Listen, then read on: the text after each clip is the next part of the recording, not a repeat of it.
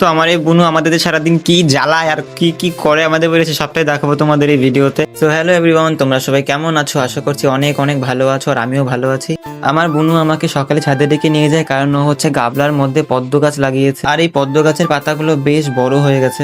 আমি কোনো গাছ লাগালে মরে যায়, কিন্তু আমার বুনু যেগুলো লাগিয়েছে এগুলো যে এত সুন্দর হবে আমি ভাবিনি, তাই আমার হচ্ছে একটু রাগ হচ্ছিল আর আমি যার জন্য এখান থেকে চলে যাচ্ছিলাম।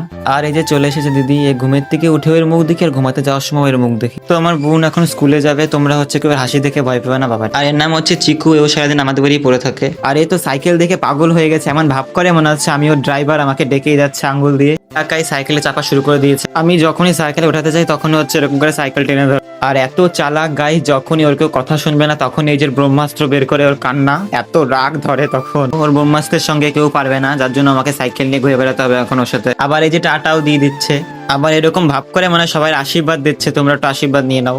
আর এর রাশি খারাপ না, আমার রাশি খারাপ কে জানে, যখনই একে নিয়ে বেরোয় তখনই হচ্ছে ঝাঁপিয়ে বৃষ্টি নামে। তো যখনই ও বেরোয় তখনই খালি বৃষ্টি নামে, যার জন্য ও যখন কান্না শুরু করে দিয়েছে। তো আমাদের ভিডিওটা কেমন লাগলো অবশ্যই কমেন্ট করে বলবে, আর দেখা হচ্ছে নেক্সট ভিডিওতে।